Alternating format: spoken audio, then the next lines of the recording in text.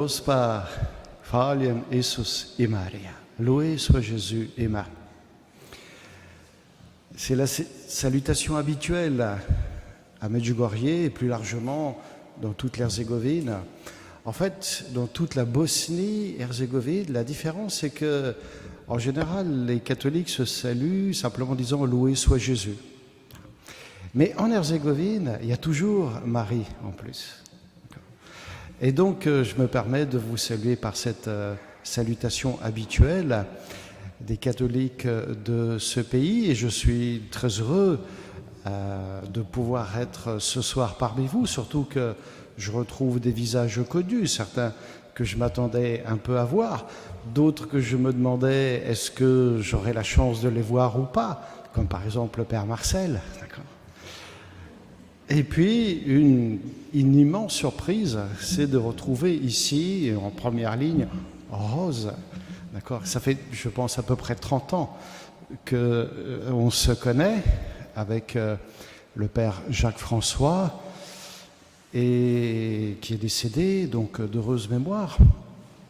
Et puis ce sanctuaire de Vandeville, où j'ai eu l'occasion aussi de venir dans mes tout débuts de la vie franciscaine, lorsque je n'étais que postulant, c'est-à-dire pas même novice. Et voilà, mon cheminement, j'étais loin de me douter que j'allais me retrouver donc maintenant chapelain des pèlerins francophones à Medjugorje.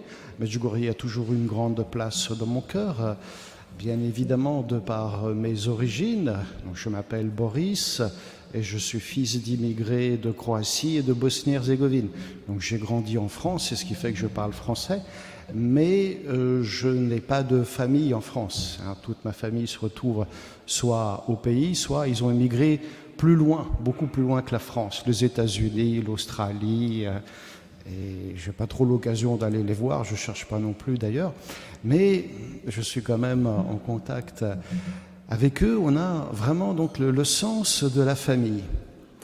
Et non seulement ça, mais j'ai envie de dire que quand on a la chance de pouvoir croire en Dieu, de pouvoir croire en la Vierge Marie qui est notre maman du ciel et qui prend soin de nous, eh bien c'est évident que on va développer, nous en tant que croyants, j'ai envie de dire des manières de vivre et des valeurs qui ne vont pas tout à fait dans le sens du monde.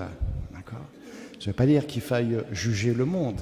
Je rappelle que Dieu a tellement aimé le monde qu'il a donné son Fils, son unique, afin que quiconque croit en lui ne périsse pas, mais qu'il ait la vie éternelle, nous dit Saint Jean. Et ce mot-là, la vie éternelle, la Vierge Marie à Medjugorje, c'est-à-dire la Gospa, elle en parle tout le temps, tout le temps, tout le temps, tout le temps. Elle n'arrête pas de nous dire que cette vie-là, elle est passagère, que nous sommes faits pour le ciel, d'accord ?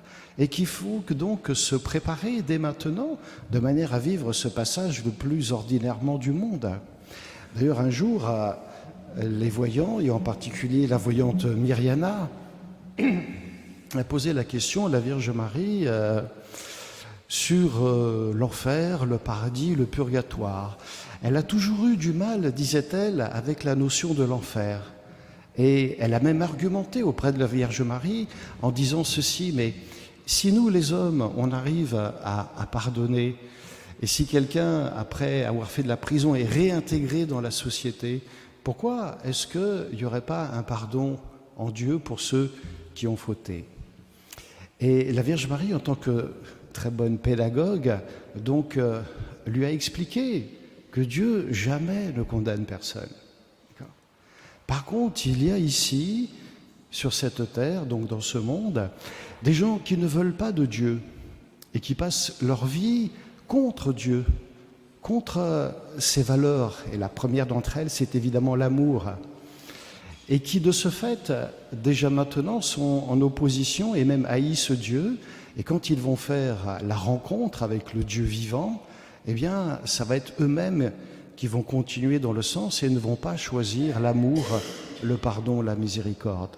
Donc retenez bien ceci, c'est très important. Dieu ne condamne jamais, jamais personne. Il offre son amour, sa tendresse, sa miséricorde à tous ceux qui l'acceptent. Et ce qui veut dire que jamais nous ne devons désespérer du salut de quiconque, pas même donc du pire des criminels. Je ne suis pas en train de vous parler de Poutine, mais même... D'accord ? Il ne faut jamais désespérer du salut de personne. Par contre, elle nous dit aussi que la plupart des gens, aujourd'hui, ne vont pas directement au ciel. D'accord ? C'est qu'il y a besoin aussi de passer par une phase de purification, mais c'est la purification de l'amour, c'est le feu de l'amour. Et c'est ce qui fait que le purgatoire, ça aurait été presque plus beau de l'appeler caritatoire, d'accord ? Parce que c'est la charité qui va nous brûler et qui va nous rendre donc aptes, capables de nous présenter devant Dieu en étant semblables à lui, quoi. C'est-à-dire débarrassés de tous nos égoïsmes et compagnie. Mais la Vierge Marie, elle dit aussi qu'il y a des personnes qui vont directement au ciel. Alors elle n'a pas dit que c'était la majorité, elle a dit que la majorité allait au purgatoire. Mais le ciel, certains y accèdent, et donc elle veut nous rappeler que c'est notre destinée finale. Nous sommes faits pour le ciel. Ça ne veut pas dire qu'ici sur Terre, il faille négliger notre existence, au contraire, puisque nous sommes appelés à vivre dans l'amour. Et c'est ainsi qu'on ressemble à notre Dieu, qui lui-même n'est que amour. Et à travers Jésus, donc, nous est donné le sens et la plénitude de l'amour. Jésus qui nous dit qu'il n'est pas de plus grand amour que de donner sa vie pour ceux qu'on aime. Donner sa vie pour ceux qu'on aime. Jésus, il n'a pas fait que de le dire. Tout ce que Jésus a dit, tout ce que Jésus a enseigné, il l'a d'abord vécu. Et vous voyez, ça veut dire que notre foi, elle est une vie de relation existentielle à notre Créateur qui nous a donné la vie par amour, mais qui nous invite aussi à demeurer dans son amour et à rayonner de son amour. Et ce n'est qu'ainsi que nous-mêmes nous trouvons le bonheur, c'est-à-dire quand nous déployons en nous nos capacités à aimer et que nous savons aussi que nous sommes en retour aimés. Tellement de gens cherchent le bonheur de manière tellement désordonnée, ne savent pas vraiment en quelle direction aller. Or, pour paraphraser quelqu'un, il suffit d'aimer. Il suffit d'aimer. Et la Vierge Marie, à Medjugorje, elle ne fait que déployer son amour maternel, mais qui est immense. Parce que je rappelle que Jésus nous l'a donné comme mère au pied de la croix, c'est « Voici ta mère », disait-il aux disciples que Jésus aimait, qu'il aimait. « Voici ta mère ». Et la Vierge Marie a pris son rôle de maternité spirituelle très très au sérieux. D'ailleurs, c'est pas un hasard s'il y a tellement d'apparitions mariales dans le monde. Et en général, là où la Vierge Marie apparaît, nous assistons à quelque chose de merveilleux, une éclosion d'amour et de vocation. Regardez Guadeloupe, par exemple. Nos frères missionnaires franciscains, quand ils étaient présents avant le début des apparitions, n'arrivaient pas à faire que quelques dizaines ou centaines de conversions par an. Il suffit que la Vierge Marie pose ses pieds, et là, les conversions, elles pleuvent. Quand on lit les témoignages de nos frères, ils disaient qu'ils n'arrivaient plus à lever la main à la fin de la journée, tellement ils avaient passé du temps à bénir. À bénir. Et Dieu veut nous combler de ces bénédictions. Et pour cela, donc, il nous donne aussi sa mère. À Guadeloupe, c'est tellement fort comme message. Elle dit à Juan Diego, « Ne sais-tu pas que je suis ta mère ?» C'est-à-dire que je prends soin de toi. Et donc, il faut faire comme l'apôtre Saint Jean dans l'Évangile. Il faut prendre Marie chez soi. Et là, on va vraiment ressentir cet amour, mais débordant qu'elle a pour nous. Combien de fois elle nous a dit à Medjugorje, « Si vous saviez combien je vous aime, vous pleureriez de joie. » Et je pense qu'on a tous, plus ou moins, frères et sœurs, fait cette expérience de voir que nous avons un Dieu qui nous aime et donc un Dieu qui prend soin de nous, qui se fait providence et qui fait que nous n'avons pas vraiment à nous inquiéter de notre avenir. Le Seigneur est mon berger, je ne manque de rien, dit le psaume. D'accord ? Et même plus que ça, un peu plus loin dans ce même psaume, vous avez « Ma coupe est débordante ». Voilà, le Seigneur, c'est son projet, c'est de nous remplir de son Esprit Saint, de son Esprit d'amour, au point que ça déborde, qu'on puisse dire de nous, comme on disait des apôtres après la Pentecôte, ils sont pleins. Ils sont pleins de vin doux, ils étaient tellement pleins d'enthousiasme qu'on pensait qu'ils avaient bu. Mais en fait, ils étaient pleins d'Esprit Saint, tout simplement. Tout simplement.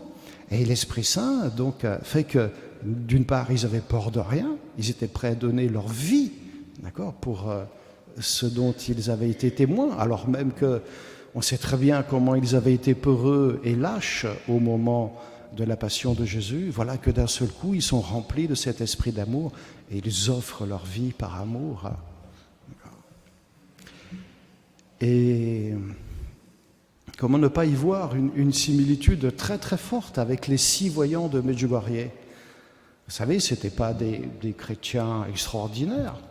Peut-être qu'ils priaient moins que vous ici. Si je prends le cas simplement de Mirjana, vu qu'elle a grandi à Sarajevo, elle n'a pas bénéficié de ce même climat de prière que les autres voyants de Medjugorje. Elle connaissait à peine d'ailleurs le curé. Le curé, il venait d'arriver en septembre. Or, les apparitions ont commencé en juin, et en septembre, Mirjana était déjà à Sarajevo pour son école, le lycée. Elle n'était pas encore, n'avait pas fait encore d'études universitaires. Et comme elle le témoigne très souvent, elle dit « Mais moi, j'avais une vie très ordinaire d'adolescent de mon époque. » Et surtout que, à l'époque, c'était le système communiste. Alors certes, en Yougoslavie, dans l'ancienne Yougoslavie, il était moins fort qu'ailleurs parce qu'il y avait une certaine ouverture vers l'extérieur et peut-être que certains d'entre vous sont allés passer quelques vacances sur la côte adriatique, parce que c'est quand même une très belle côte. Je ne dis pas ça parce que je suis originaire de là-bas, mais quand même. Allez, je vous cite un poète irlandais qui disait que le bon Dieu, quand il a fini la création, il lui restait quelques cailloux dans les mains. Alors, il les a jetés dans la mer, c'est tombé là, d'accord, dans l'Adriatique. Et c'est ce qui fait que, alors aujourd'hui, malheureusement, il y a l'autoroute, on n'emprunte plus vraiment la route de la mer. Ceux qui l'ont fait depuis longtemps savent bien de quoi je parle, combien cette côte, elle est magnifique et combien elle nous invite déjà spontanément à louer le Créateur pour les merveilles de sa création, quoi. Et cette route, elle avait donc son sens et son utilité comme préparation spirituelle.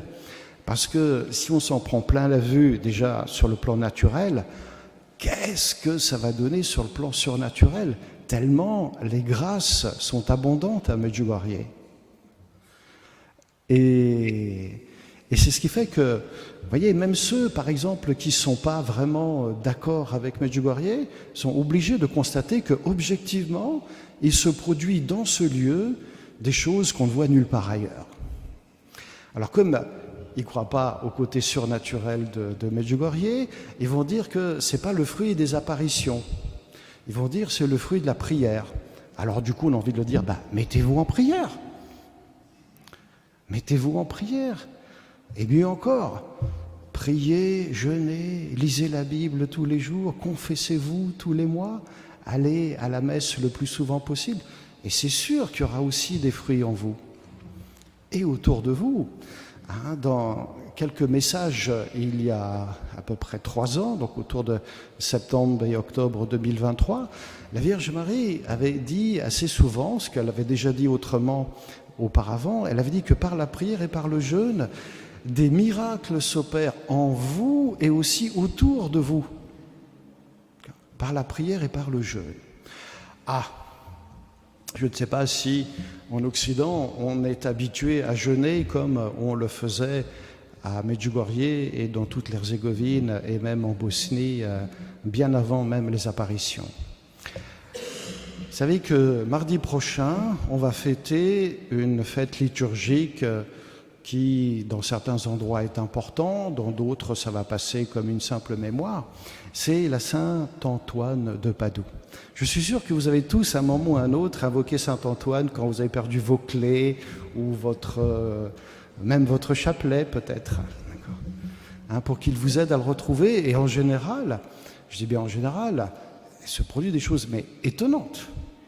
À peine on a fini la prière que déjà on pense à l'endroit et de fait on trouve l'objet exactement là où l'idée nous est venue donc à l'esprit.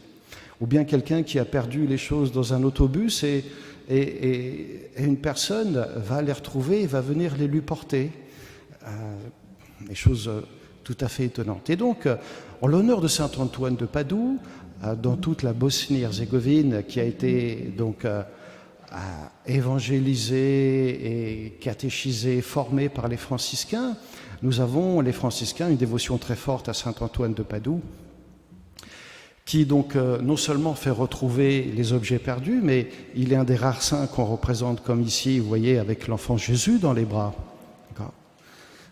L'enfant Jésus dans les bras d'un saint, on le trouve qu'auprès de saint Joseph, ou alors auprès de saint Christophe qui a porté cet enfant sur l'eau. Saint Antoine a eu cette grâce, ce privilège de tenir l'enfant Jésus dans ses bras. Tellement sa dévotion envers l'enfant Jésus était forte, et tellement le Christ lui permettait de faire des miracles, mais époustouflants. Et donc on venait de loin, de très très loin, et pour l'écouter, ça pouvait remplir, aujourd'hui ce qui ferait des stades entiers, 30 000 personnes, nous disent les sources, quelquefois étaient présentes pour l'écouter. Et surtout qu'il il œuvrait et évangélisait à une période qui n'était pas complètement facile, où on remettait en question certaines vérités de l'évangile et de l'enseignement de l'Église. Alors il leur disait, si vous ne m'écoutez pas moi, j'irai à la rivière, je parlerai aux poissons, et eux ils m'écouteront. Et on voit les poissons sortir la tête de l'eau. C'est des miracles qui sont authentifiés, ça. C'est pas juste des petites histoires, c'est pas juste des petites fioretti franciscaines. Un paysan qui refusait de croire en la présence réelle de Jésus dans le Saint-Sacrement, Antoine lui disait « Amène ta mule et tu verras qu'elle va y croire ». Alors le paysan a fait jeûner la mule et il a dit « Si ma mule s'agenouille plutôt que de manger du foin que je vais lui donner, alors je croirai ». La mule avait faim, elle s'est d'abord agenouillée et a mangé ensuite. Et donc, tout ceci fait que, la dévotion à saint Antoine de Padoue, elle est très forte et on pratique en particulier la dévotion des 13 mardis. Bon, ça tombe bien, il n'y en a plus. Puisque le prochain mardi, c'est le jour de la fête. Donc vous ne serez pas obligé de jeûner si vous voulez vous préparer à la fête.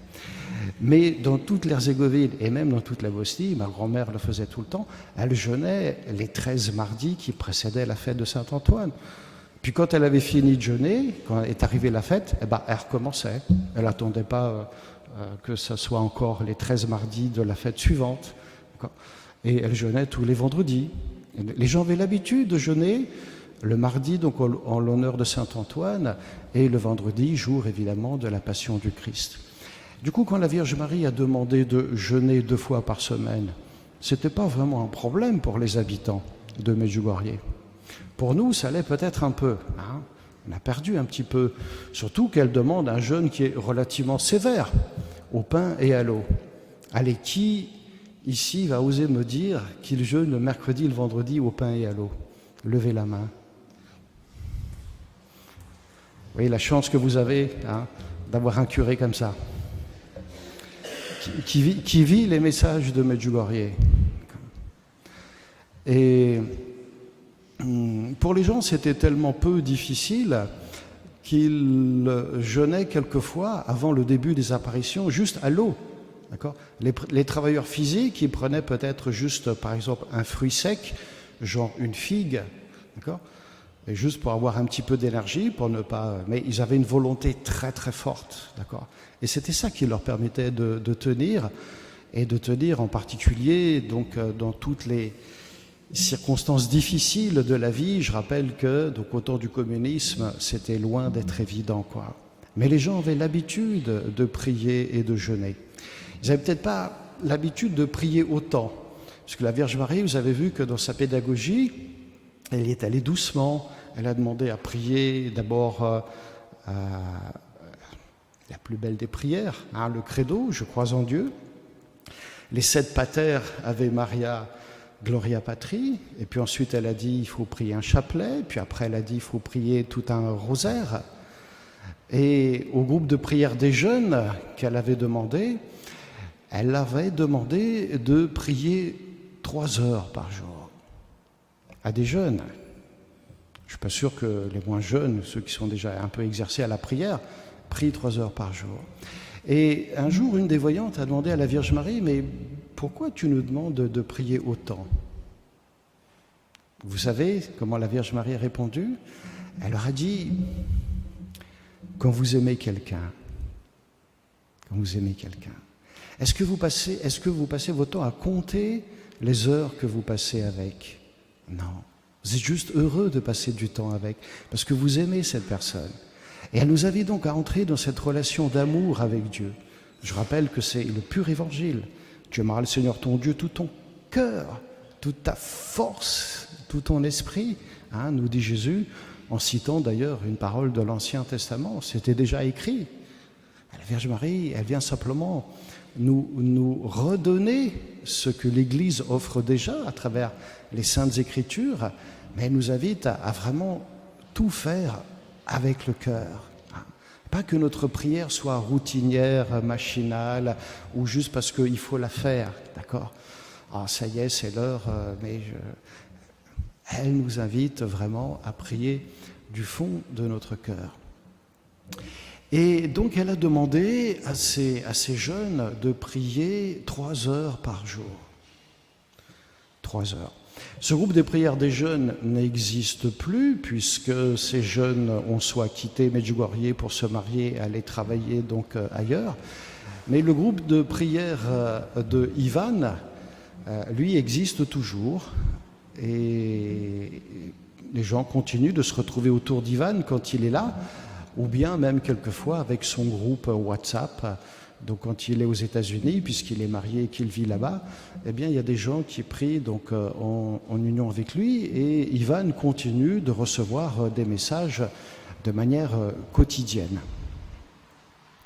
Alors la Vierge Marie, elle pose, voyez-vous, ce même regard d'amour sur nous tous, en particulier sur tous ceux qui ont eu la chance de pouvoir venir à Medjugorje. Est-ce qu'ici, il y en a qui n'ont pas eu encore cette chance d'y aller? D'accord. Vous êtes relativement nombreux. D'accord. Les apparitions de Medjugorje ont ceci de particulier, c'est qu'elles ne sont pas entre guillemets réservées aux si-voyants. Elle a commencé par leur dire, c'est moi qui vous ai choisi de manière tout à fait personnelle, et de fait, comme je vous parlais du communisme tout à l'heure, ce qui a surpris les communistes, c'est que ces 6 jeunes, et qui étaient des jeunes très ordinaires, d'accord, étaient prêts à donner leur vie pour témoigner de la vérité de ce qu'ils avaient vécu et de ce qu'ils annonçaient, puisque on les a pris soit pour des fous, soit pour des drogués, soit pour des gens qui cherchaient à se mettre en valeur, à jouer les vedettes, etc.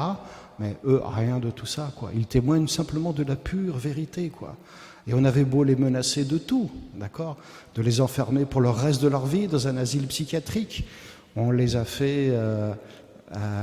mis dans une morgue avec des morts qui venaient de mourir, là, qui étaient là, quoi, juste pour leur faire comprendre qu'ils allaient subir le même sort, pour leur faire peur, quoi. Mais rien ne les arrêtait, d'accord. Des gens très ordinaires, d'accord, et qui d'un seul coup, parce qu'ils l'ont vu, c'est comme dans les Actes des Apôtres, quand les apôtres sont arrêtés, enfermés, qu'on leur dit de ne pas prêcher le nom de Jésus, et ils répondent, nous ne pouvons pas ne pas dire que nous l'avons vu ressusciter. Nous ne pouvons pas. Il y a une double négation, nous ne pouvons pas ne pas le dire. Il s'est passé la même chose avec ces 6 jeunes.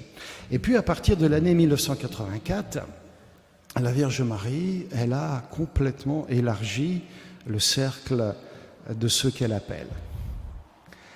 Elle a commencé à donner des messages le 1er mars 1984 à la paroisse de Medjugorje, en disant également qu'elle avait choisi cette paroisse. J'ai choisi spécialement cette paroisse et je désire la guider vers la sainteté. Auparavant, elle avait dit aux paroissiens, convertissez-vous, afin que ceux qui viennent ici puissent aussi se convertir. Donc, ils ont une sacrée responsabilité. Mais ils sont aussi,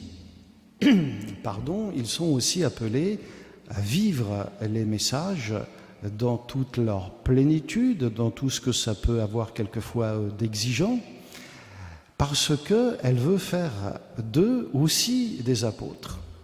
Et le troisième cercle, encore plus large, eh bien, chers amis, c'est vous. C'est tous ceux qui, justement, ont eu l'occasion de venir. Certains sont venus de nombreuses fois, comme par exemple Pierre, ici présent, qui aujourd'hui est venu sans sa moitié, mais je suis sûr que sa moitié prie pour nous. Et ils organisent des pèlerinages, ça fait 30 ans maintenant. Et la Vierge Marie, quand elle a continué de donner des messages à travers la voyante Myriana le 2 de chaque mois, ça a repris vers la fin des années 90, eh bien, les personnes qui étaient présentes, elle leur confiait une mission, elle les appelait apôtres de mon amour. Vous voyez, tous ceux qui ont eu la chance d'aller à Medjugorje, voire d'assister à une apparition le 2 de chaque mois auprès de la voyante Myriana, elle repartait de là avec ces paroles extraordinaires de la Vierge Marie qui les appelait apôtres de mon amour.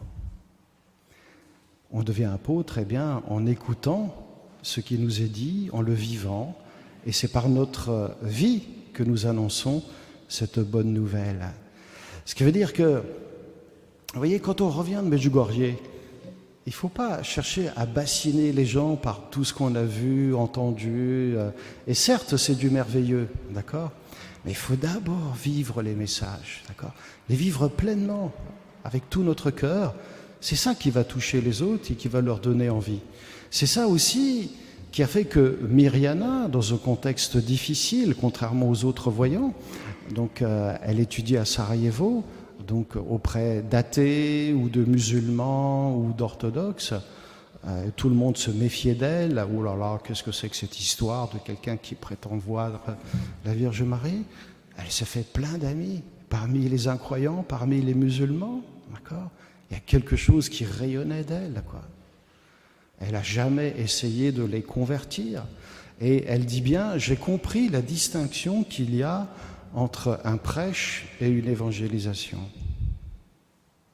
Et dans un prêche, on peut dire des vérités essentielles, mais si on désire évangéliser, alors là, il faut y mettre tout notre amour envers les personnes que l'on côtoie. Elles seront d'ailleurs beaucoup plus touchées par une évangélisation en acte qu'en parole. Alors je ne dis pas que la parole n'a pas son intérêt, hein, loin de là. Hein. Surtout, ne me faites pas dire ça, d'accord ? C'est très important de prêcher la parole parce que c'est comme ça que naît la foi. Mais vous voyez, si vous côtoyez des gens et que vous mettez beaucoup d'amour dans votre relation, que vous montrez que vous les aimez, eh bien, ces gens, à votre contact, ils vont changer. Parce que l'amour, non seulement nous modifie nous, d'accord, mais sans qu'on s'en rende compte, fait que par nous, d'autres aussi sont modifiés. Et commencent à changer, commencent à s'intéresser, commencent à poser des questions. En eux va naître le désir de venir voir. Vous savez, quand les 6 voyants ont été amenés à la police, que la police a décidé de les emmener chez le psychiatre reçoit, allez, un des 6. D'abord, on les fait patienter longtemps, on les fait poireauter, comme on dit. Puis un deuxième voyant, puis un troisième. Au bout du 6e, le psychiatre, il en a eu marre. Il a dit, mais qu'est-ce que c'est que cette histoire ? Pourquoi est-ce qu'on m'emmène des jeunes qui sont parfaitement sains de corps et d'esprit? Les communistes n'avaient pas dit. Ouais. Et quand le psychiatre a su de quoi il était question, quand il a vu donc la détermination de ces jeunes, il a dit, eh bien, je voudrais voir, je voudrais pouvoir y assister.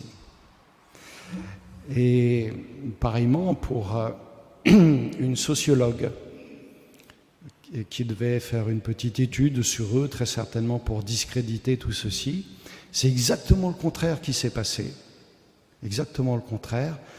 C'est qu'elle a elle-même voulu venir voir. Les voyants lui ont permis de mettre sa main sur l'épaule de la Sainte Vierge. Elle a dit, il y a quelque chose ici.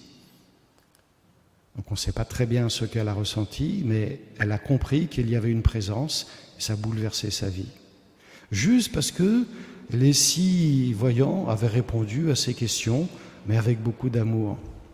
Et vous savez, quand les communistes avaient interdit aux voyants de sortir de chez eux, d'accord, il y avait des policiers en faction devant leur maison, eh bien, la famille des voyants, ça leur arrivait très souvent que de proposer à ces pauvres policiers qui faisaient que leur devoir, venez, on va prendre quelque chose ensemble, on va prendre un café. On aime beaucoup le café turc là-bas. Je pense que Pierre a dû en boire pas mal.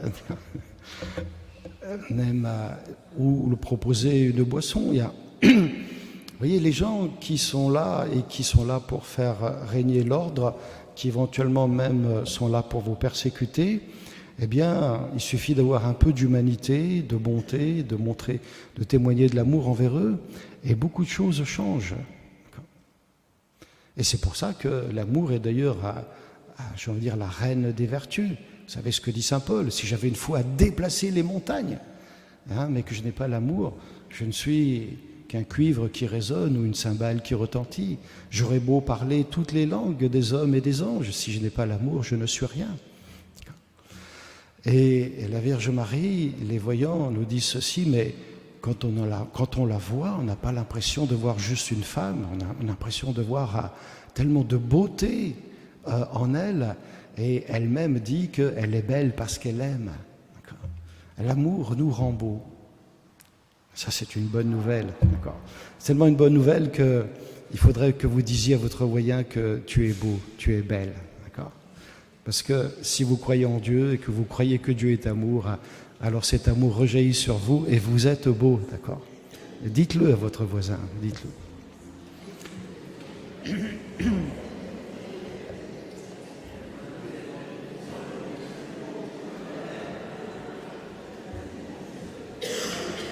Saint Jean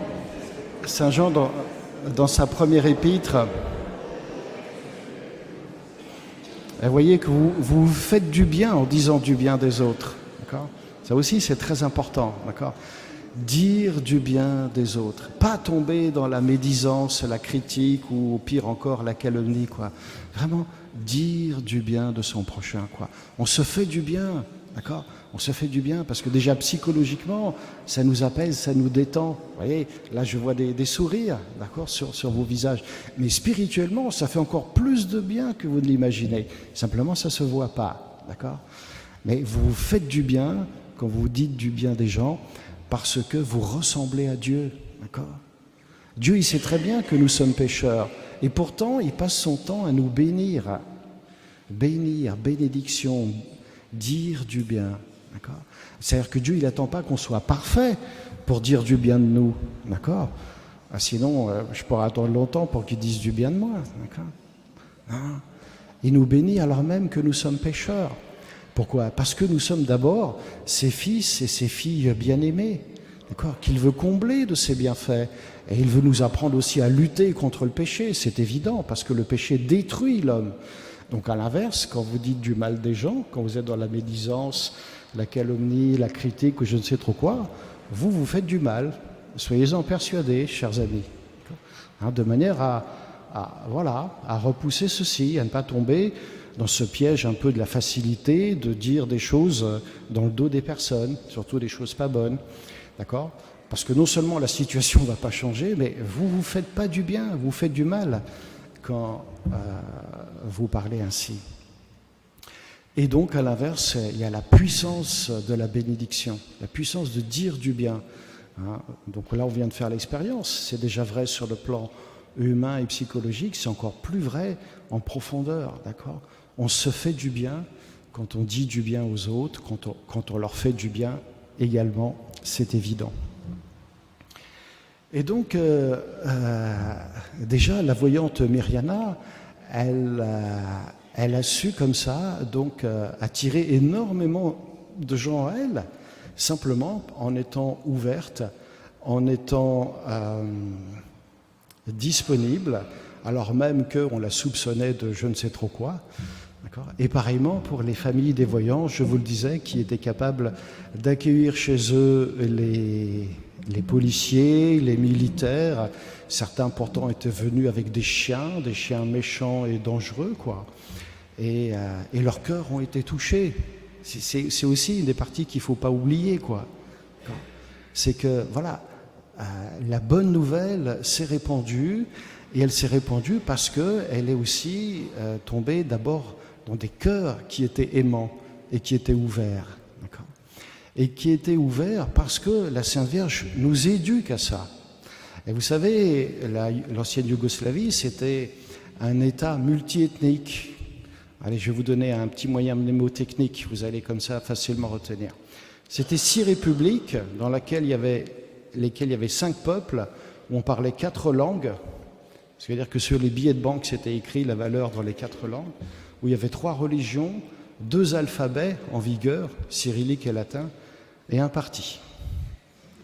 6 républiques, 5 peuples, 4 langues, 3 religions, 2 alphabets et un parti.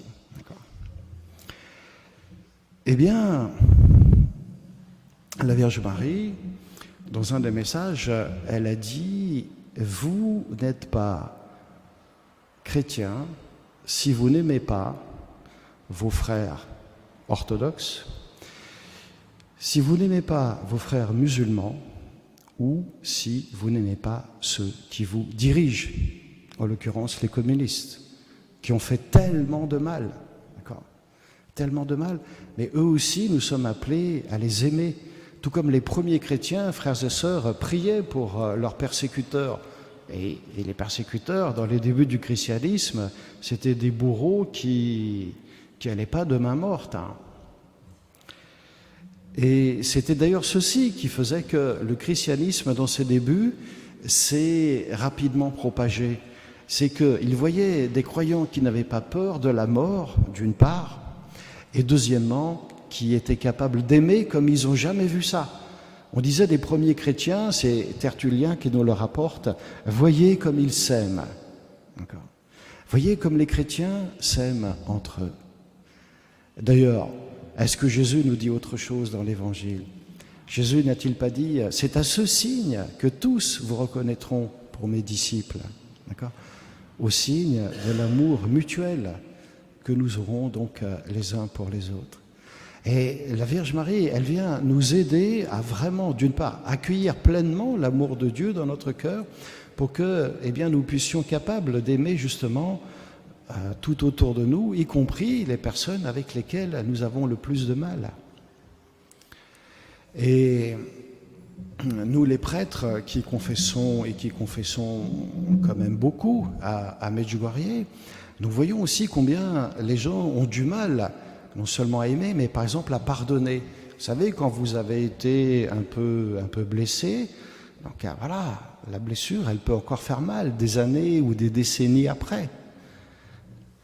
Or, pourquoi est-ce que Jésus va nous demander quelque chose qui est tellement difficile, voire impossible pour certains? C'est parce qu'il veut nous faire la grâce d'y arriver. Vous voyez, ça veut dire qu'il nous demande d'abord d'ouvrir notre cœur pour que nous recevions la miséricorde et l'amour de Dieu et que nous devenions capables à notre tour de pardonner et d'être miséricordieux. Vous voyez, cette phrase de Jésus, « Soyez miséricordieux comme le Père est miséricordieux », elle est impossible pour nous, frères et sœurs. Elle est impossible à vivre sans une aide, une grâce particulière du Seigneur. Et à Medjugorje, on est témoin de tellement de choses belles et extraordinaires, tellement de réconciliation qui nous font dire que les miracles les plus importants, finalement, ce sont des miracles intérieurs qui se produisent. Tellement de gens ont non seulement décidé de pardonner, mais tellement de gens ont décidé de mener une vie nouvelle, c'est-à-dire de renoncer au péché et de vivre dans l'amour. Et ceci est un magnifique chemin donc de sainteté. Si Jésus, miséricordieux, nous demande d'être miséricordieux à notre tour, et ce n'est pas une option dans l'Évangile, c'est « soyez », c'est un impératif, « soyez miséricordieux comme votre Père est miséricordieux ». À chaque fois que Jésus nous demande quelque chose d'impossible, c'est toujours, frères et sœurs, parce qu'il veut nous faire la grâce d'y arriver. C'est pareil par rapport à l'amour des ennemis. Qui peut me dire que ça lui est naturel que d'aimer son ennemi? C'est pas naturel. D'accord ? Et donc pourquoi Jésus nous le demande? Parce qu'il veut que nous lui ressemblions et donc il veut nous faire cette grâce de pouvoir y arriver. Idem pour le pardon. Vous vous souvenez que Pierre avait posé la question à Jésus, pardonner, bon d'accord, mais combien de fois? Jusque 7 fois? Et de fait, quand il y regarde bien, si quelqu'un me fait un mauvais coup, voilà, je sais que je suis chrétien et que je dois pardonner. En fonction de la blessure que j'ai reçue, je vais y arriver plus ou moins bien. C'est-à-dire que je vais peut-être décider de pardonner, mais je ne vais peut-être pas y arriver pleinement. Mais si la personne me refait une deuxième fois ce même mauvais coup, combien ça va être plus difficile? Et si la personne me le refait une troisième fois, c'est déjà de l'ordre de l'impossible. Or Pierre, souvenez-vous, il était prêt à aller jusque 7 fois. Et la réponse de Jésus, parce que c'est ça qui nous intéresse. Pierre, c'est pas 7 fois, c'est 70 fois 7 fois. Bon, Jésus utilise un autre chiffre symbolique qu'on retrouve aussi dans la Bible, dans le livre de la Genèse, où un homme s'est vanté d'en avoir tué 7 autres juste pour une blessure et d'en avoir tué 70 pour une meurtrissure. Jésus prend ces chiffres et les multiplie.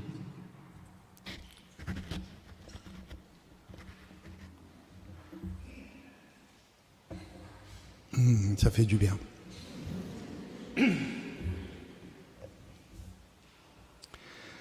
Donc la question du pardon. Si Jésus demande comme ça à Pierre quelque chose qui dépasse mais complètement son entendement, quoi. Aller jusque 7, c'est le grand maxi, et 7 c'est le symbole de la perfection. Et si Jésus nous demande d'aller infiniment plus loin, c'est parce que lui-même, il veut nous faire la grâce de pouvoir y arriver. Et ça veut dire que le problème, il n'est pas dans les autres qui me font du tort. Le problème, il est en moi. C'est moi qui ne pardonne pas. Et du coup, je vais cesser d'accuser les gens de m'avoir fait ceci ou cela. D'ailleurs, s'ils l'ont fait, peut-être qu'ils avaient aussi des raisons valables. Peut-être que si moi j'avais été à leur place, j'aurais fait pareil, ou peut-être pire. Parce que on ne sait pas ce que les autres ont vécu.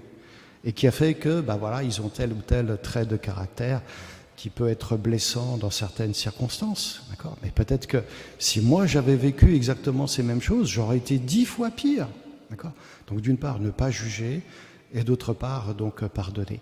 Ce thème, il est tellement important dans l'enseignement de Jésus que d'une part, il l'a mis dans la prière même du Notre Père, la prière de tous les enfants de Dieu, pardonne-nous comme nous aussi nous pardonnons, mais il enseigne ses apôtres à le faire donc pleinement. Et souvenez-vous de cette parole de Jésus qui dit « Quand tu vas présenter ton offrande au temple, si tu te souviens que ton frère a quelque chose contre toi, laisse ton offrande, laisse ton offrande. Va d'abord te réconcilier avec ton frère et ensuite viens présenter ton offrande. » C'est-à-dire que pour Dieu, c'est encore plus important qu'un simple geste extérieur, même si c'est pour le culte de Dieu. Pourquoi ? Ça veut dire que l'amour doit toujours être à la première place dans notre vie, et pour cela, il nous faut, frères et sœurs, vraiment une décision de notre part. Il nous faut demander l'aide de Dieu, car c'est une grâce, et demander en particulier l'aide de notre maman du ciel, puisqu'elle prend son rôle très au sérieux et qu'elle nous éduque. Alors, à Medjugorje, on est témoin comme ça de réconciliation spectaculaire. On est témoin de gens qui décident de mettre Dieu à la première place dans leur vie. Et on voit bien que c'est un lieu de grâce. C'est parce qu'ils ont su tout simplement ouvrir leur cœur et accueillir cette grâce. Monseigneur Cavalli, l'actuel donc visiteur apostolique, c'est-à-dire délégué du pape pour la paroisse de Medjugorje, quand il arrivait depuis Rome le 11 février 2022 et que je lui demandais de faire une catéchèse pour les pèlerins francophones, en général, dans les débuts, il ne disait pas grand-chose sur Medjugorje. Il faisait plus une catéchèse sur la Bible, souvent sur les actes des apôtres. Et puis, j'ai pu voir combien lui-même commençait par changer le contenu de ses catéchèses et d'y introduire de plus en plus la grâce de Medjugorje. Si bien qu'aujourd'hui, quand il en parle, il dit Medjugorje, c'est la grâce, la grâce, la grâce. Il le dit 3 fois. Pour bien comprendre que c'est un lieu exceptionnel. C'est un lieu où on va voir de fait la grâce de Dieu se manifester comme nulle part ailleurs et qui fait que Medjugorje n'est pas une apparition parmi d'autres. D'accord ? C'est une apparition où la Vierge Marie donne ses messages maternels et où elle intercède de manière tellement puissante pour nous tous qu'elle veut faire de nous vraiment les apôtres de son amour, de chacune d'entre nous. C'est pour ça qu'elle nous invite à y aller. D'ailleurs, souvent, c'est pas vous qui décidez d'aller à Medjugorje. Ça peut arriver, d'accord ? Mais la plupart du temps, c'est la Vierge Marie qui vous invite à venir, d'accord ? Les organisateurs de pèlerinage, ils peuvent vous le confirmer. On voit de temps en temps des gens qui vivent des problèmes et qui se disent il faut que j'aille là-bas pour que la Sainte Vierge Marie, elle m'aide. Oui, mais attention, on n'y va pas juste pour résoudre ces problèmes. D'accord ? On y va pour apprendre à ouvrir notre cœur à l'action de Dieu.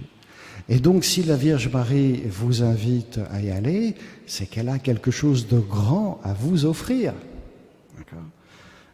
Quelque chose qui est de l'ordre d'un cadeau de son cœur immaculé et maternel et qui fait que vous allez vous sentir aimé là-bas comme jamais. Et même ceux qui ne font pas forcément l'expérience d'un amour de Dieu très fort envers eux, ce qu'ils ressentent de manière très forte à Medjugorje, c'est ce climat de paix. Quand je vois des pèlerins qui viennent de loin, par exemple de Tahiti, de Nouvelle-Calédonie, et des gens qui n'ont pas forcément beaucoup de moyens, donc ils ont économisé pendant des années, quelquefois toute une décennie pour pouvoir venir, et ils en profitent pour faire différents lieux de pèlerinage en Europe. Ils viennent à Medjugorje, mais ils veulent aussi aller à Rome, ils veulent aller à Lourdes ou à Fatima. Et quand ils viennent à Medjugorje, ce qu'ils me disent, c'est ce qu'on ressent ici, c'est nulle part ailleurs. Il y a tout près de la maison de Vitska un Palestinien qui s'appelle Khaled, que peut-être certains connaissent. Alors lui, il me dit, mais la Terre Sainte, c'est plus la Palestine et Israël, la Terre Sainte maintenant, c'est ici. Pourquoi ? Parce que c'est ici que la Vierge Marie vient se poser. C'est ici qu'elle donne des paroles qui viennent du ciel. C'est ici que les cœurs qui acceptent de s'ouvrir à cette parole vont être touchés au point de vivre des changements radicaux et profonds au fond d'eux-mêmes. Et je me dis, comme il a raison cet homme, il ne s'agit pas du tout de négliger les pèlerinages en Terre Sainte, la terre même où Jésus a vécu, là où il a annoncé l'Évangile, mais c'est tout aussi important de prendre en considération combien la Vierge Marie nous invite à vivre l'Évangile aujourd'hui et dans nos lieux. D'accord ? On n'est pas chrétien que quand on va en pèlerinage. D'accord ? On est chrétien parce que quand on revient chez soi, on est capable d'aimer davantage grâce à un pèlerinage. Ça oui, d'accord ? Mais encore une fois, nous sommes faits pour l'amour. Nous avons été créés par amour et nous avons été créés pour aimer. Et c'est que comme ça qu'on trouve donc le véritable bonheur et qu'on est aussi capable de rendre heureux les autres autour de nous. Et donc pour résumer tout ce que Medjugorje, c'est d'abord une véritable école de l'amour. C'est le lieu où on apprend non seulement à aimer, mais à aimer en vérité, c'est-à-dire à pardonner. Et si on n'a pas le courage ou la force de le faire, eh bien, on aura le courage de demander l'aide de la Gospa, parce qu'elle est notre maman du ciel et qu'elle est notre grande avocate. Elle va donc tout de suite intercéder auprès de son divin Fils pour que lui-même nous donne les grâces dont nous avons besoin pour y arriver. Elle est donc notre grande avocate. Elle est celle qui nous dit « Si vous saviez combien je vous aime, vous pleureriez de joie ». Et elle est aussi celle qui nous invite à vivre notre vie chrétienne pleinement, c'est-à-dire dans l'amour, à prier avec amour, à jeûner avec amour, à célébrer la messe par-dessus tout, donc avec amour. On ne vient pas à la messe juste parce que c'est une obligation. Non, on vient à la messe pour rencontrer Jésus vivant qui, par amour, se donne à nous et qui nous invite nous-mêmes à devenir donc Eucharistie. Elle nous invite à jeûner par amour. Alors, j'avais commencé par vous parler de Saint Antoine et du jeûne le mardi. Peut-être que certains se demandent, en particulier parmi ceux qui n'ont pas eu encore l'occasion d'y aller, pourquoi jeûner le mercredi, comme le demande la Sainte Vierge? Le vendredi, je pense que c'est clair pour tout le monde. Oui? Non? Oui. Bien sûr. Jour de la Passion du Seigneur. Alors, quand on lit les évangiles, on voit que le jeûne a une certaine place. Jésus, par exemple, au chapitre 6 de l'évangile selon saint Matthieu, il parle de la prière, du jeûne et de l'aumône. Et il dit ceci concernant le jeûne. Quand tu jeûnes, parfume-toi la tête et ne prends pas un air triste et sombre de manière à ce que tout le monde voit que tu es en train de jeûner. Parfume-toi la tête. Vendredi prochain, j'aimerais bien sentir la bonne odeur de vos parfums. Parfume-toi la tête, d'accord? Ça veut dire, et jeûne dans le secret, de manière à ce que personne ne le sache. Et ton Père, qui lui voit dans le secret, il te le revaudra. Waouh! Et la Vierge Marie, à Medjugorje, elle ajoute, par la prière et le jeûne, vous pouvez même arrêter des guerres, vous pouvez même suspendre les lois de la nature. Un jour, on vient voir Jésus pour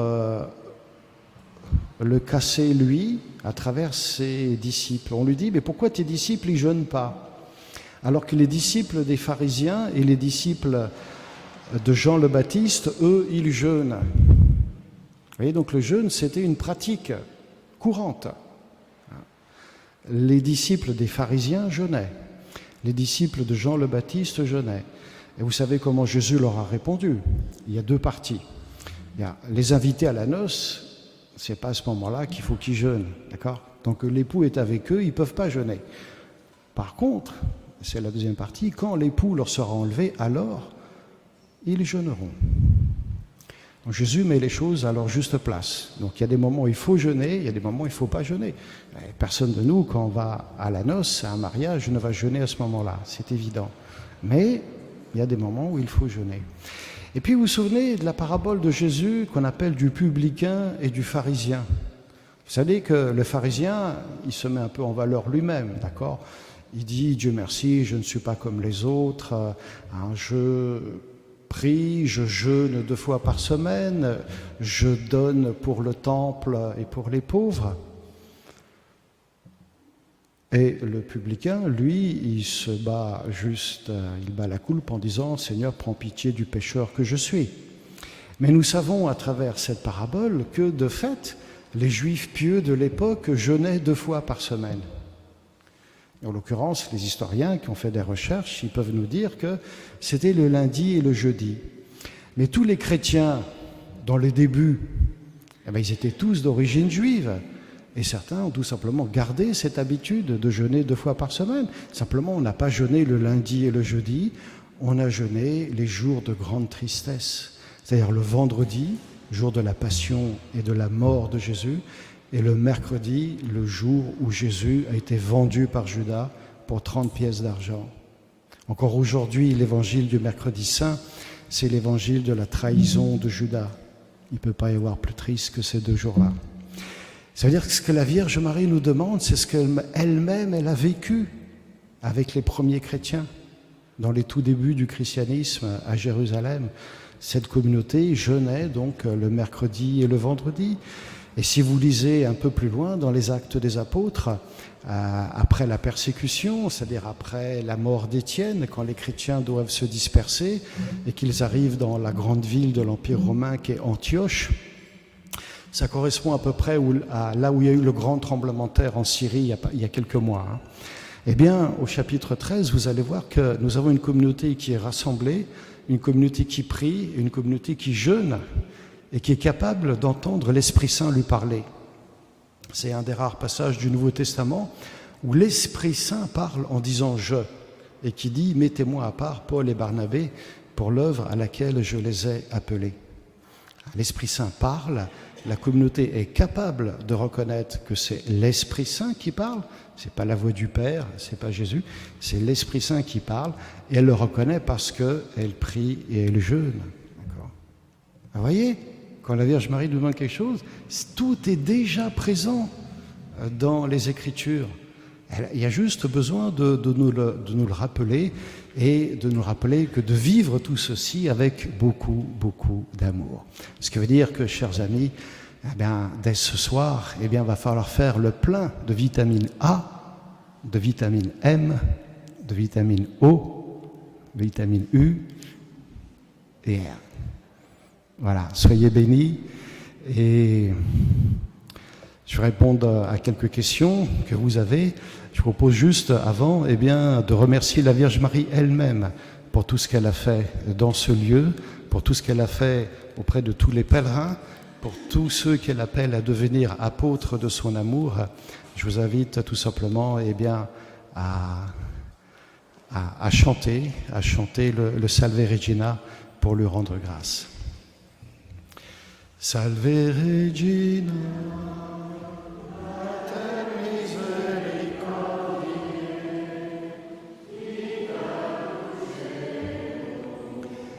Spes nostra salve, declamamus, Filii Eve, a te suspiramus, gementes et flentes, in ac lacrimarum vale. Ergo advocata nostra, tuos misericordia, a nos converte. Iesum benedictum fructum ventris tui, nobis post hoc exilium ostende.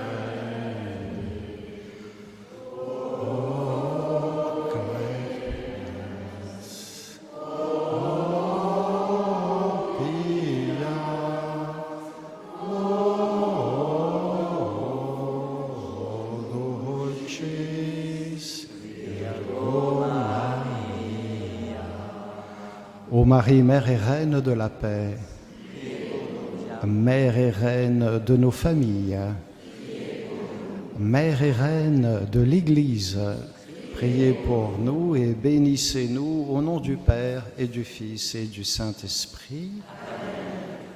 Voilà, donc s'il y a quelques questions.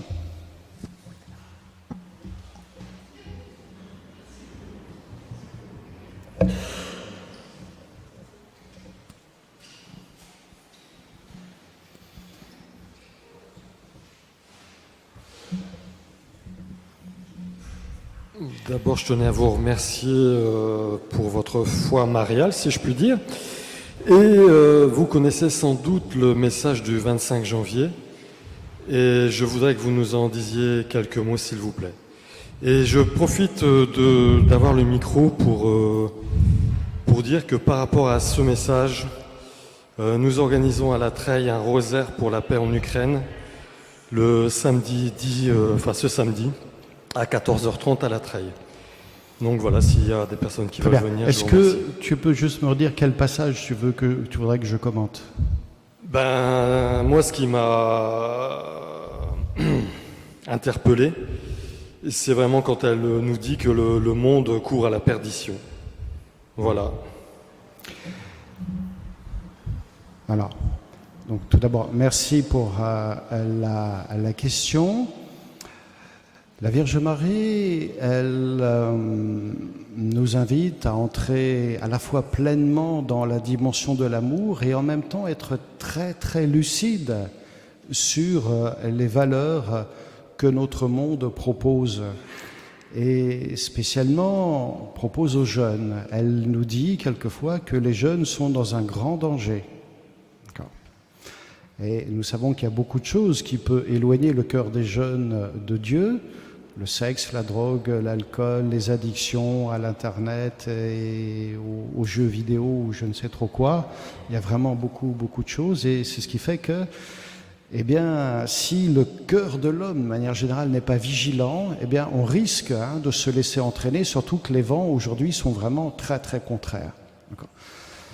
Et pareillement, la Vierge Marie nous dit que ce monde aujourd'hui a fait le choix de ne pas suivre Dieu. C'est-à-dire, il a d'autres valeurs qu'il nous propose et ces valeurs, elles peuvent entrer en conflit avec ce qui vient de Dieu.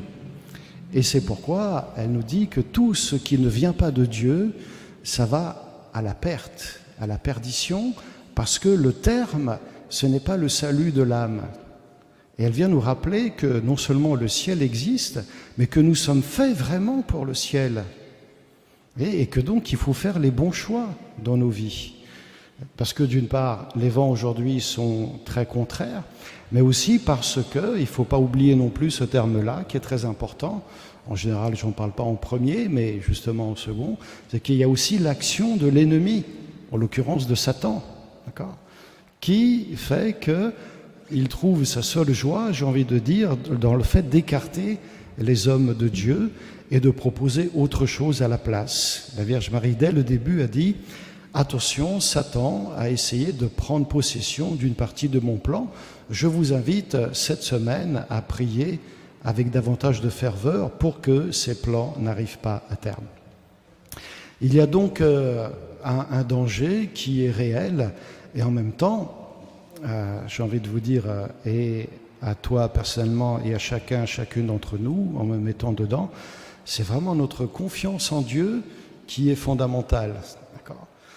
Pour reprendre le psaume de tout à l'heure, même si je traverse les ravins de la mort, ou même si je suis attaqué par les forces de mort et les forces du mal, je ne crains aucun mal car tu es avec moi. Vous voyez, c'est là-dessus qu'il faut construire sa vie.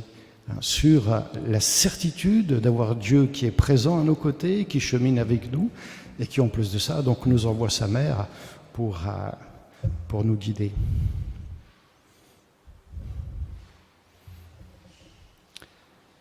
D'autres questions?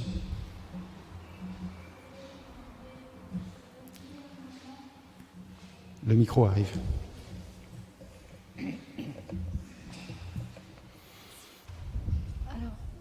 En fait, j'ai deux questions. Vous avez dit, merci déjà pour tous les rappels que vous nous avez faits. Et aussi, vous nous avez dit qu'il est important de prendre Marie chez nous. Qu'est-ce que vous voulez dire prendre Marie chez nous? On a tous certainement une statue de Marie, mais est-ce que c'est prier le chapelet chaque jour? Voilà, c'est ma première question. La deuxième question, c'est par rapport à l'offrande et au pardon. Donc la parole de Dieu est pour nous aujourd'hui. Est-ce que aujourd'hui cette parole retentit? Par exemple, je suis à la messe, je donne mon offrande à la quête. Est-ce que mon offrande est valable entre guillemets, si je me rappelle que voilà, je dois faire la paix avec mon mari, véritablement, parce qu'il y a eu un souci, ou avec mon voisin, je ne vais pas quitter la messe, mais est-ce qu'il ne serait pas bon, juste après, d'obéir à la parole du Seigneur d'une manière ou d'une autre aujourd'hui? Eh bien, je fais mon offrande pendant la messe, mais après, je fais tout pour me réconcilier. Est-ce que voilà. Très bien. Merci aussi pour ces deux questions qui sont très très importantes. Donc, je citais le passage de l'Évangile selon saint Jean, où l'évangéliste nous dit qu'au pied de la croix de Jésus se trouvait sa mère et le disciple que Jésus aimait. La première des choses qui est surprenante, c'est qu'il n'y a aucun prénom qui est donné. On nous dit la mère de Jésus était là et le disciple que Jésus aimait. D'accord.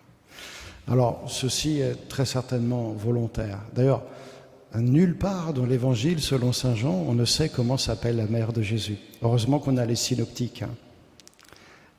Saint Jean, il dit toujours la mère de Jésus était là, à Cana ou au pied de la croix. D'accord. Et regardez ce que ça veut dire sur la Vierge Marie. D'accord. Elle laisse toute la place à son Fils. D'accord. C'est lui le sauveur du monde. D'accord. Et en même temps, elle reçoit de ce Fils cette phrase « Voici ton Fils ». Donc la première des choses qu'il faut bien comprendre, c'est que nous sommes enfants de Marie dans la mesure où nous consentons à accueillir cette phrase que Jésus lui donne et qui est aussi pour nous une parole de vie.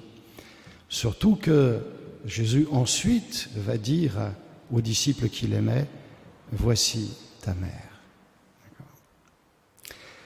Et alors, là j'en profite pour dire quelque chose par rapport aux Écritures et à nos frères croyants, chrétiens, protestants. En général, ils connaissent les Écritures beaucoup mieux que nous. En général, je suis sûr qu'il y a des exceptions, qu'ici il y a des gens qui prennent vraiment le temps de lire la parole de Dieu tous les jours. Mais je me dis, il n'y a aucune raison, d'une part, qu'ils connaissent la parole de Dieu mieux que nous, surtout que la Vierge Marie, à Medjugorje, elle nous dit, encore une fois, avec toute sa pédagogie maternelle, mettez la Bible bien en évidence chez vous, c'est-à-dire pas dans un tiroir ni dans une bibliothèque.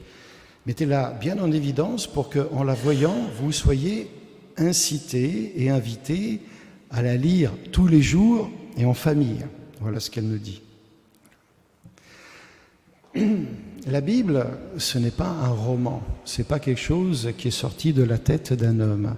Ce n'est pas non plus un recueil des événements qui se sont produits il y a 2000 ans.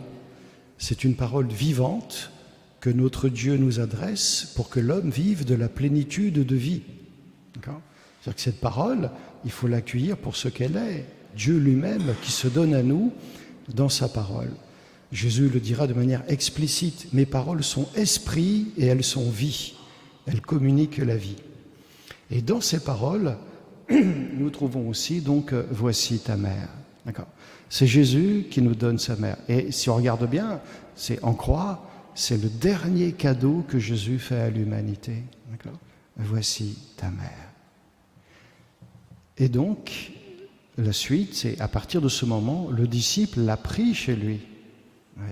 Et ce disciple que Jésus aimait et dont nous ne connaissons pas le nom, ça veut dire que chacun de nous peut s'identifier à ce disciple que Jésus aimait et chacun de nous est invité à prendre Marie chez soi.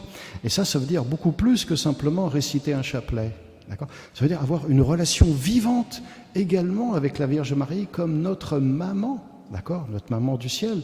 Je suis sûr que vous aimez beaucoup votre maman, même si elle n'a pas été parfaite. Il n'y a pas de parents parfaits. D'accord ?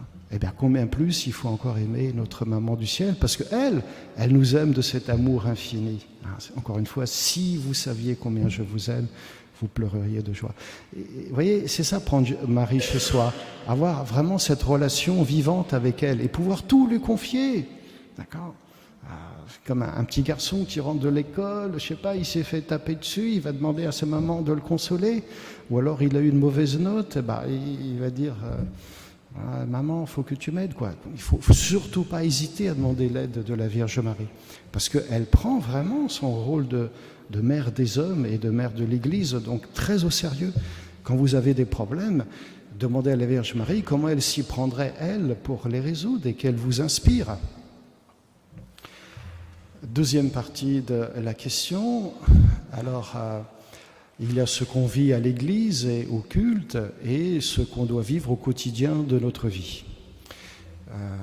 Les deux, quelquefois, ne sont pas parfaitement en harmonie peut-être parce que il y a des peurs, peut-être parce qu'il y a des réticences.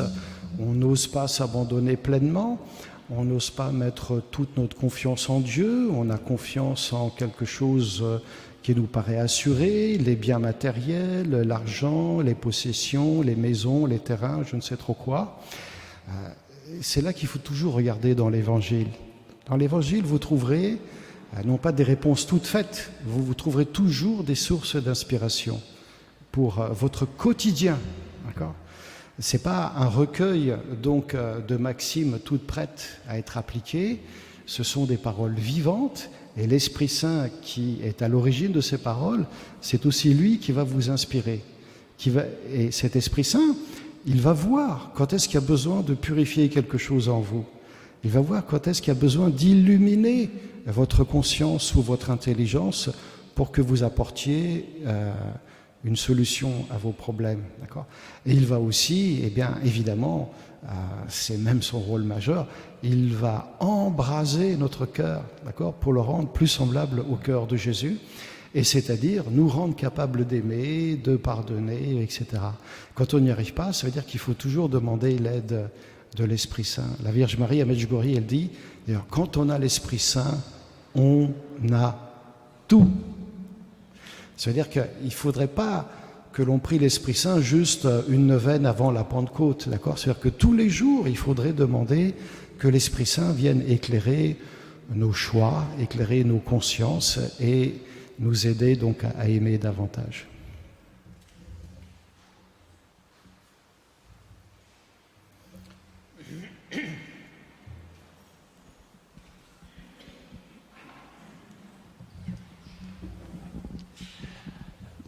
Un grand merci à vous et à la paroisse.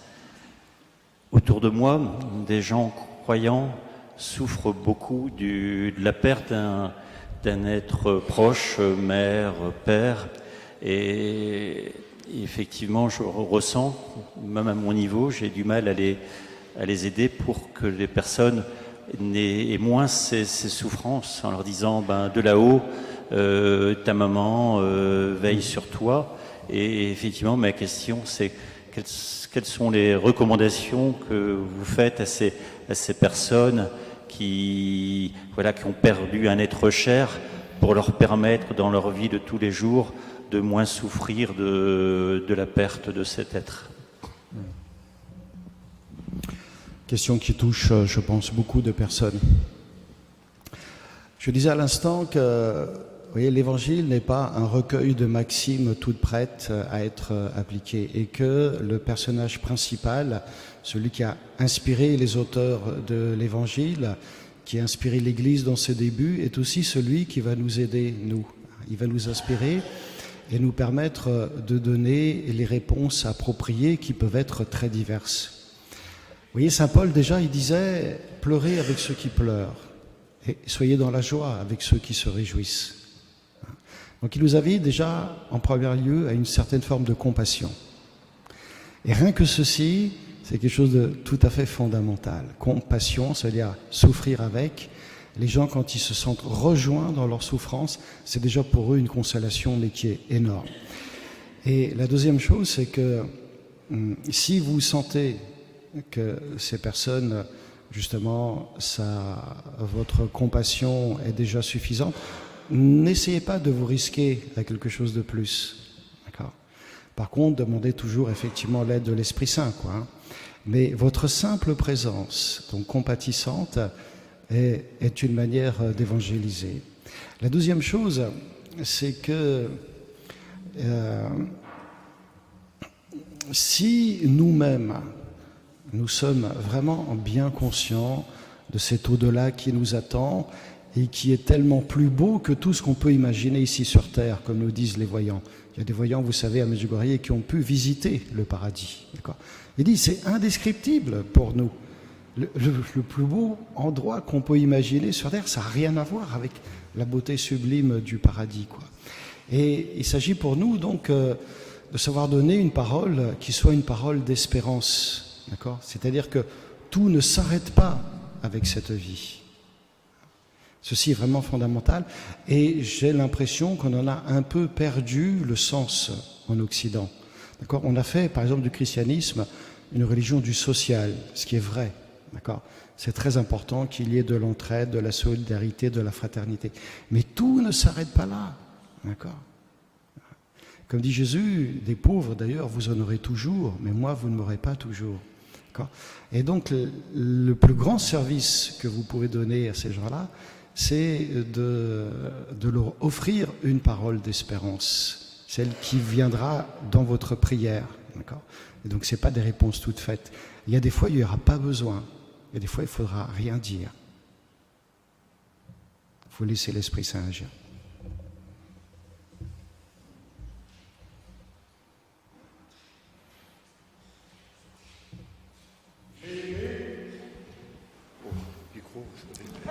Pas besoin de micro, hein. Derrière, ils n'entendent pas. S'ils n'entendent pas derrière, d'accord. J'ai aimé quand vous avez parlé que la Sainte Vierge nous demande de prier pour nos enfants. C'est très important dans ce monde dans lequel nous vivons, un monde d'athéisme, de francs-maçons, de diabolique. Je ne crains pas de le dire. La peur ne fait pas peur. Medjugorje, j'ai commencé à le connaître dès les apparitions. Donc, cette année, je n'ai pas pu y aller pour d'autres causes.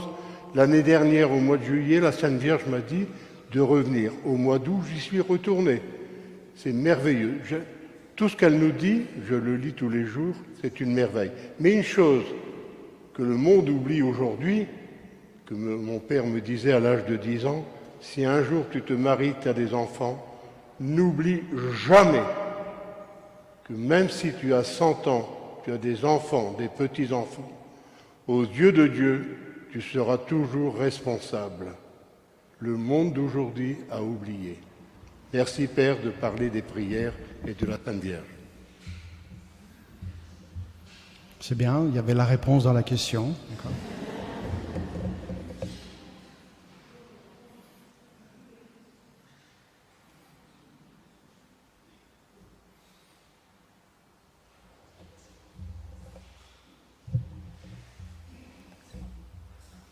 Merci beaucoup Boris, je crois qu'on peut l'applaudir, c'était un cadeau de t'avoir avec nous.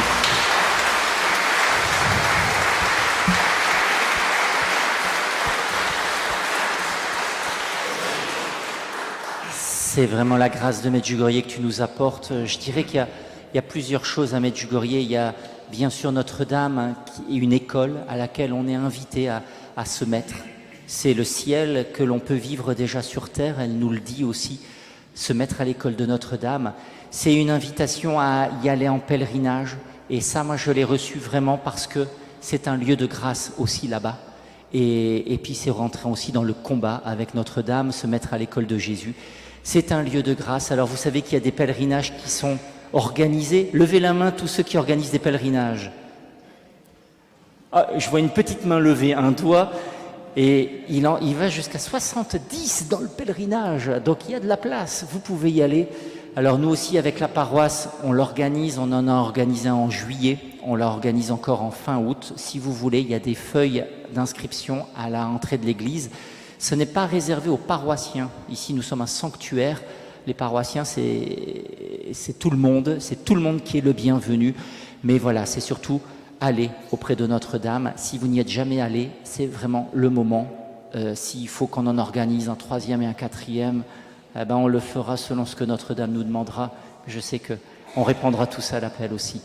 Je vous propose aussi, pour dire merci à Boris, on l'a applaudi, on va peut-être l'applaudir aussi. La plus belle reconnaissance, ce serait qu'on puisse repartir chez soi et de le vivre plus intensément. Et c'est vraiment aussi le but.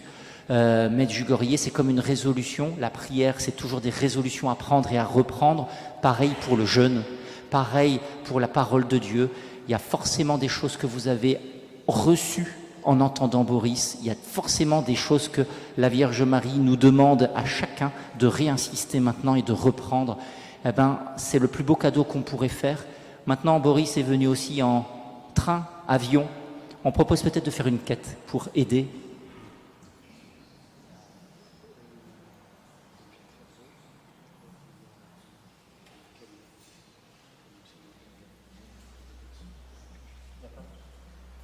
alors on ne le fera pas parce que voilà, c'était vraiment de le vivre.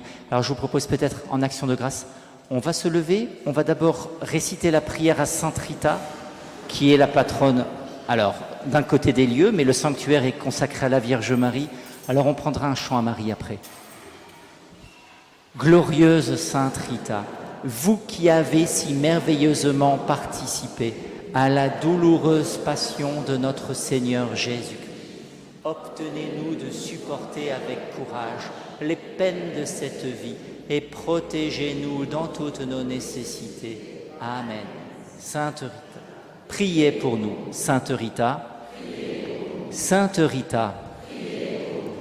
Et on se tourne vers Notre-Dame, c'est elle. Le sanctuaire lui a été consacré et c'est vraiment elle qui va déployer aussi ses grâces dans le monde entier. Gospa Maika Moya Kali Samira Gospa Maika Moya Kali Samira Gospa Maika Moya Gospa Maika Moyati Gospa Maika Moya, Gospa Maika Moyati, Zdravo Karalice Mira, Zdravo Maikuyu Amin, Zdravo Karalice Mira, Zdravo Maikuyu Amin. Zdravo, zdravo, zdravo Maria, zdravo, zdravo, zdravo Maria. Tu nous bénis?